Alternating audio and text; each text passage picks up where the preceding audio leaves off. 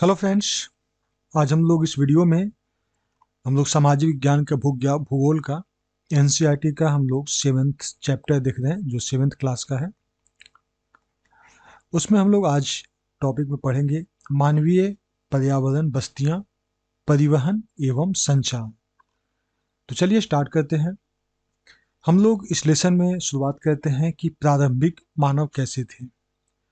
इसको हम लोग पढ़ते हैं तो शुरुआत में हम लोग देखें तो भोजन, वस्त्र एवं आवास पूरा तरह से पूर्ण रूप से प्रकृति पे हम लोग निर्भर थे। लेकिन समय के साथ साथ कौशल विकसित हुआ, खाद्य पदार्थ, घर बनाने, यातायात, संचार, ये सब साधनों का धीरे धीरे विकास हुआ।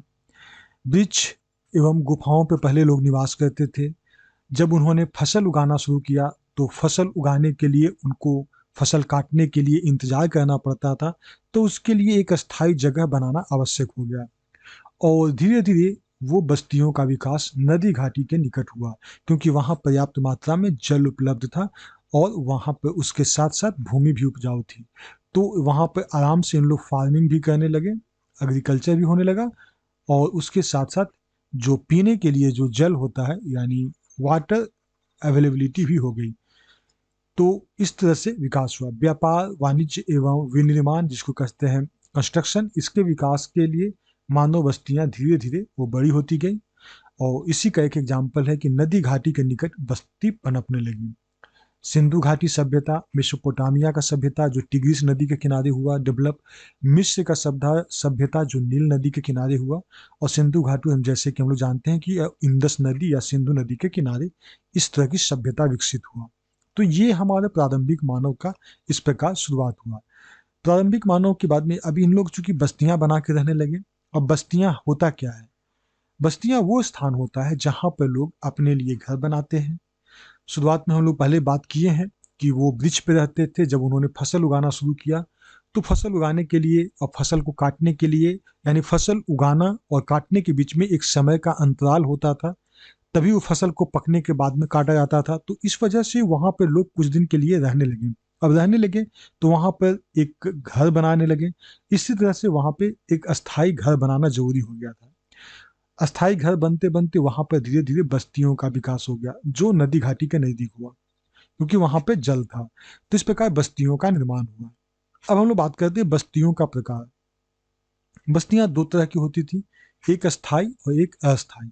जो बस्तियां कुछ समय के लिए बनाई जाती थी उनको अस्थाई बोला गया है। जो कि घने जंगल, गर्म एवं ठंडे रेगिस्तान तथा पर्वत के निवासी अक्सर अस्थायी बस्ती बनाते थे, क्योंकि जैसे ही उस जगह को, जैसे मान लीजिए यहाँ पर पहले सेटलमेंट हुआ, यहाँ पर सारी सुविधाएं थी, जंगल था, उसको काट के इन लोग अ, उस जगह को रहने लायक बना दिया। फिर यहाँ पर देखा कि यहाँ पे फसल वगैरह उपजाऊ नहीं, चाहे उस तरह की चीज़ें डेवलप नहीं होती, तो कुछ दिनों बाद फिर किसी और जगह ये माइग्रेट कर गए, कुछ और जगह चले गए। वहाँ पर उन्होंने फिर जंगलों को साफ किया और यहाँ पर फिर कृषि उत्पादन, और कुछ दिन यहाँ पर रहने लगे। तो इस प्रकार अस्थायी बस्ती जो था यहाँ पे वो शिफ्ट होकर अब यहाँ पर चला गया। तो इस तरह के बस्ती अस्थायी होते थे और वो मुख्यतः आखेटक जो शिकार करते थे, संग्रहण, स्थानांतरित कृषि। तो यहाँ पे कृषि करते थे, फिर यहाँ पे ट्रांसफर करके यहाँ पे कृषि करने लगे। अब फिर यहाँ पे धीरे धीरे पेड़ उग जाएगा और फिर यहाँ से ही वापस आएंगे या फिर कहीं और जाएंगे। तो इस तरह से स्थानांतरित कृषि भी हो गया। ऋतु प्रवास, जैसे ठंडा के समय यहाँ पे अगर देखें कि ठंडा में अच्छा लग रहा है, लेकिन गर्मी के मौसम में शायद यहाँ पे बर्दाश्त करना सही नहीं होता, तो इन लोग वहाँ भी माइग्रेट कर गए। मतलब बस्तियां एक जगह पक्का नहीं रहा, बल्कि एक जगह से दूसरी जगह जब सेटल कर गए, इसी को अस्थायी कहा गया। अस्थायी बस्ती का निर्माण हुआ। उसके लिए चाहे जो वजह वहां पर ऋतु प्रवास हो, स्थानांतरित कृषि हो, एग्रीकल्चर हो या फिर शिकार हो। लोगों को मौसमी आवागमन को ऋतु प्रवास कहते हैं। जो लोग पशु पालते हैं वो मौसम के परिवर्तन के अनुसार चारागाह की खोज में एक जगह से दूसरी जगह चले जाते थे। अब हम लोग देखते हैं गांव। गांव क्या है? एक तरह से ग्रामीण बस्ती है जहां पर लोग कृषि, मछली पालन, वानिकी, दस्तकारी और पशुपालन ये संबंधी कार्य करते हैं। दूसरा है सघन बस्ती। सघन बस्ती का मतलब होता है कि जिसका डेंसिटी ज्यादा है। डेंसिटी जाना ज्यादा का मतलब घनत्व ज्यादा है, मतलब एक घर और दूसरे घर बहुत आस पास में बना हुआ है। तो इसको कहते हैं, जिसका घर आस पास बना होता है पास पास, उसको सघन बस्ती कहते हैं। दूसरा होता है प्रकीर्ण बस्ती। प्रकीर्ण बस्ती कहते हैं जहाँ पे घर दूर दूर बना होता है, एक यहाँ पे हो गया, एक यहाँ पे हो गया, इस तरह से घर दूर दूर बना हुआ है, तो वैसे बस्ती को प्रकीर्ण बस्ती कहते हैं। ये जैसे जनरली जो है पहाड़ी क्षेत्र हो गया, घने जंगल, या फिर वैसे जगह पे जहाँ पे एक जैसा जलवायु नहीं बने, विषम जलवायु जहाँ पे इंसानों को रहने लायक ठीक से नहीं होता है, या तो बहुत ज़्यादा गर्म प्रदेश हो गया या फिर बहुत ज़्यादा ठंड प्रदेश। यहाँ पे क्या है कि आबादी जो है, यहाँ पे कुछ घर है तो कुछ घर कहीं और है, इस तरह से प्रकीर्ण बस्ती का निर्माण हुआ है। मनुष्य अपने आसपास वातावरण के अनुकूल बनाया है। ग्रामीण क्षेत्रों में लोग अपने पर्यावरण के अनुकूल ही घर बनाते हैं। ज़्यादा वर्षा वाले क्षेत्रों में ढाल वाली छत बनाते हैं ताकि पानी ऊपर में छत पे टिके नहीं। जिन स्थानों में वर्षा के समय का जल जमाव हो जाता है, वहाँ ऊंचे प्लेटफॉर्म या स्लीट घर बनाए जाते हैं। गर्म जलवायु वाले क्षेत्र में मिट्टी का मोटी दीवार वाला घर बनाते थे, और उसका जो छत होता था वो फूस का बना होता था, जिससे गर्मी वहां पे कम लगता था। तो इस तरह का बस्ती का सेटलमेंट हम लोग देख लिए। अगला जो चैप्टर है परिवहन, जिसको हम लोग कहते हैं इंग्लिश में ट्रांसपोर्टेशन। ट्रांसपोर्टेशन, परिवहन। परिवहन का मतलब ही हो गया कि एक जगह से दूसरी जगह, परि मतलब एक जगह से दूसरी जगह, वाहन जाना। तो एक जगह से दूसरी जगह जाने के लिए जो माध्यम का इस्तेमाल होता था, उसी को परिवहन बोला गया है। तो शाब्दिक अर्थ हम लोग इसको समझ सकते हैं, भार का वहन करने वाला, उसको हम लोग कहते हैं परिवहन। इसके अलावा कंधे से उठा कर ले आते थे, सिर पे ले जाते थे। तो परिवहन में हम लोग धीरे धीरे मशीन का इस्तेमाल करने लगे। यानी पहली पहले जो शुरुआत में ट्रांसपोर्टेशन कैसे होता था, जानवर के सहारे या फिर इंसान अपने माथे पे उठा के एक जगह से दूसरी जगह पे वो ले जाता था। धीरे धीरे उसमें मशीन लगा, यांत्रिकी का प्रयोग हुआ। उसके बाद में साइकिल का इस्तेमाल हुआ, फिर 4 पहिए वाला गाड़ी आ गया, 6 पहिए वाला, 10 पहिए वाला गाड़ी। उसके बाद में और भी कई परिवहन जो कि सड़क मार्ग, रेल मार्ग और वायु मार्ग, ये तीनों जगह से धीरे धीरे परिवहन डेवलप करने लगा। परिवहन का अर्थ हम लोग फिर से समझ ले। परिवहन का मतलब होता है उन गतिविधियों से है जिसके अंतर्गत सामान और व्यक्तियों को एक स्थान से दूसरे स्थान पर लाने या ले जाने में सहायता मिलती है। कॉमर्शियली भी इसका इस्तेमाल होता है। व्यवसाय में इसको एक सहायक क्रिया के रूप में माना जाता है, जो कि मान लीजिए एक प्रोडक्ट कच्चा माल यहाँ पे है, और इसके माल को उत्पादन के स्थान तक ले जाना, और फिर तैयार सामान है उसको बाजार तक ले जाना, उपभोग या बिक्री तक लोगों तक पहुंचाने में इसको परिवहन की बहुत जरूरत पड़ती है। जो व्यक्ति या व्यवसाय इस गतिविधि में लगे हैं, उनको ट्रांसपोर्टर कहा जाता है। ट्रांसपोर्टर मतलब वो एक जगह से दूसरी जगह सामान को ले आते हैं, सामान हो या फिर इंसान हो। तो एक जगह से दूसरी जगह ले आने वाले को हम लोग कहते हैं ट्रांसपोर्टर। ट्रांसपोर्टर क्या करते हैं, कच्चे माल या तैयार सामान या व्यक्तियों एक स्थान से दूसरे स्थान पर ले आते हैं। हम लोग अब बात करते हैं परिवहन का महत्व, इंपॉर्टेंस ऑफ ट्रांसपोर्टेशन। तो इंपॉर्टेंस बात करते हैं। हम लोग ऊपर के विचार से तो ये समझ गए कि परिवहन दूरी की जो बाधा है उसको समाप्त कर देता है। लेकिन आजकल एक स्थान पे बनाई गई या तैयार की गई वस्तु अलग अलग स्थानों पे उपलब्ध हो जाती है बहुत आसानी से। पूरे संसार में जो दूरी जितनी भी हो, लेकिन बिना परिवहन की कोई भी व्यापार करना बहुत मुश्किल है। एक कदम भी हम लोग व्यापार आगे नहीं बढ़ा सकते हैं। तो यानी व्यापार के लिए परिवहन की भूमिका काफी ज्यादा है। और निर्माताओं जो कच्चा माल तैयार करते हैं या उत्पादकों को कच्चा माल पर्याप्त उपलब्ध कराना पड़ता है। तो जब मान लीजिए कि ये सभी जगह से, मान लीजिए कि यहाँ पे कच्चा माल, तो ये जरूरी नहीं है कि यहीं पे इंडस्ट्री सेटअप हो, ये दूर में भी सेटअप होता है। क्योंकि यहाँ पे इंडस्ट्री सेटअप करने का जो कंडीशंस होता है, जैसे होता है फ्लैट एरिया, नदी का यहाँ पे पानी यहाँ पे सफिशियंट हो गया, पावर स्टेशन है जहाँ पे बिजली सप्लाई हो रहा है। तो हम लोग इस रॉ मटेरियल जहाँ से जो हमारा कच्चा प्रोडक्ट है, इसको हम लोग एक फैक्ट्री तक तो पहुँचाएंगे। यहाँ के बाद में ये प्रोडक्ट तैयार हुआ, प्रोडक्ट तैयार होने के बाद में अब इसको हम लोग अलग अलग मार्केट में पहुँचाएंगे। तो इसमें भी हमको ट्रांसपोर्टेशन की जरूरत पड़ती है।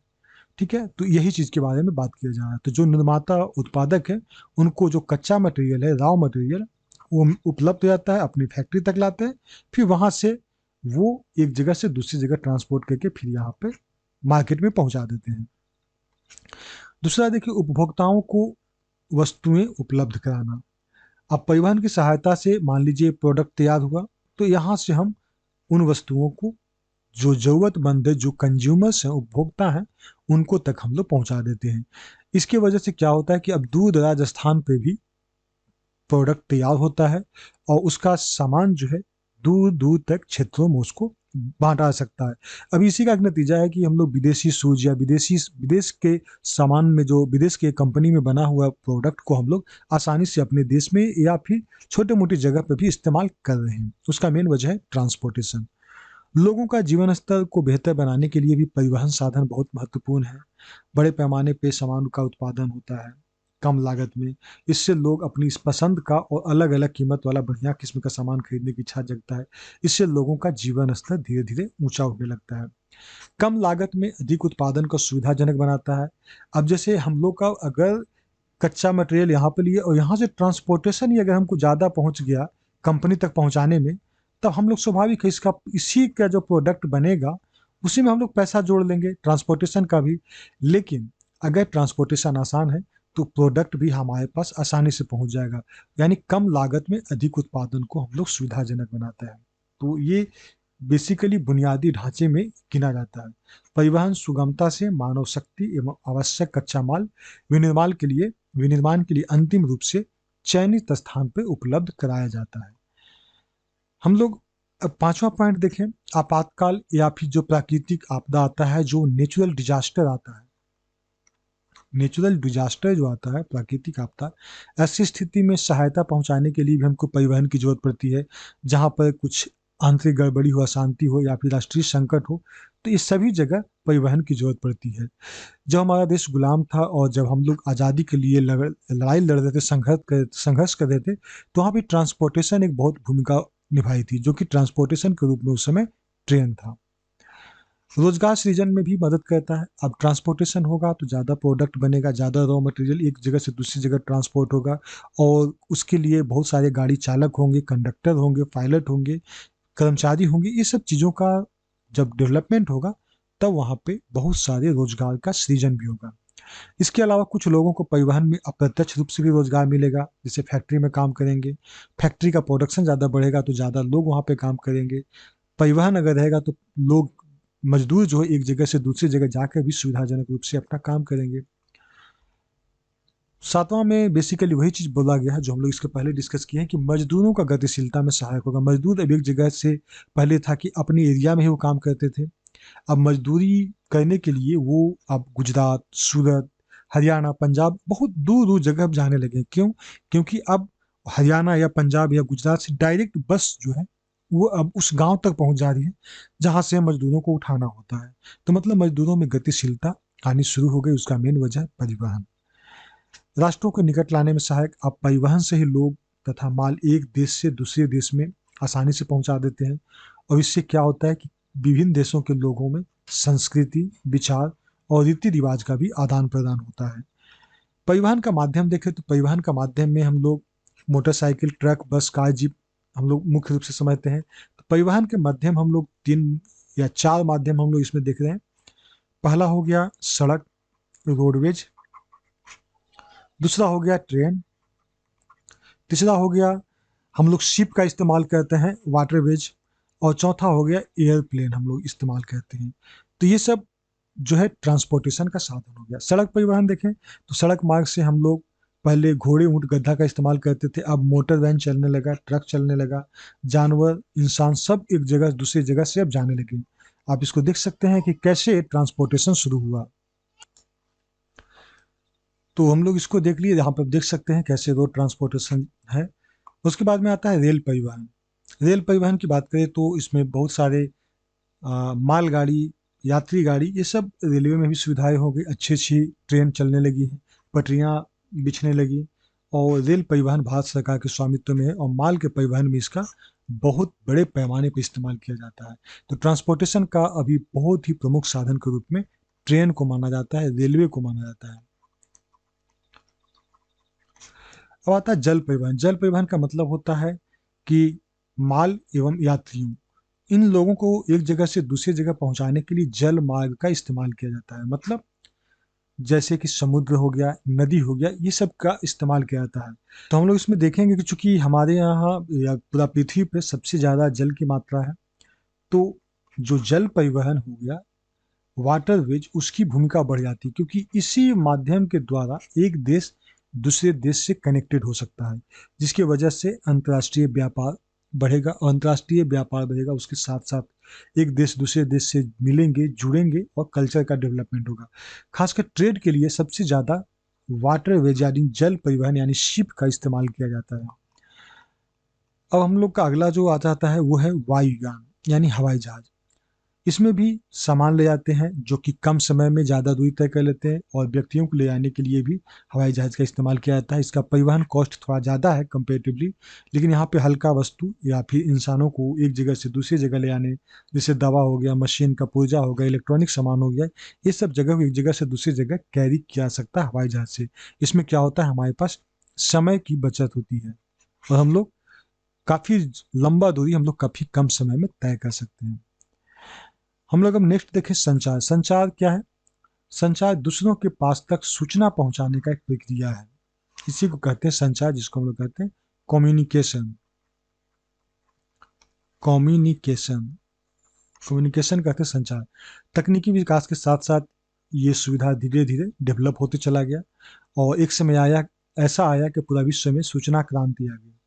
सूचना को एक जगह से दूसरी जगह भेजने के लिए शिक्षा, मनोरंजन, ये सब साधनों में इस्तेमाल होता है। समाचार पत्र हो गया, रेडियो, टेलीविज़न, अब तो इंटरनेट और सैटेलाइट, उसके अलावा अब डाटा ट्रांसफ़र करना बहुत आसान है। ये संचार का माध्यम जो है अब धीरे-धीरे बहुत आसान हो चुका है। इससे हमको फ़ायदा भी होता है कि बहुत जगह हम लोग तेल का खोज, वन का सर्वेक्षण हम लोग आसानी से कर लेते हैं। हम लोग पृथ्वी के अंदर का जो जल है, उसको हम लोग पता कर लेते हैं। खनिज संपदा, मौसम का पूर्वानुमान एवं आपदा से संबंधित चेतावनी, ये सब चीज़ों को हम लोग एक जगह से दूसरी जगह बहुत आसानी से अब हम लोग संचार के माध्यम से ट्रांसफ़र कर लेते हैं। इसमें बहुत बड़ी भूमिका होती है, वो होती है इंटरनेट की। इंटरनेट के माध्यम से इलेक्ट्रॉनिक मेल या ईमेल भेज देते हैं। आज हर लोगों के पास में, लगभग सभी लोगों के पास में सेल्युलर फ़ोन है, जिसकी वजह से एक जगह से दूसरी जगह फ़ोटो, वीडियोज़ और भी अन्य माध्यम से ट्रांसफ़र किया जाता है। हम लोग घर बैठे ही रेल और हवाई जहाज़ का टिकट भी ले लेते हैं आसानी से। तो संचार का साधन का धीरे-धीरे विकास हुआ।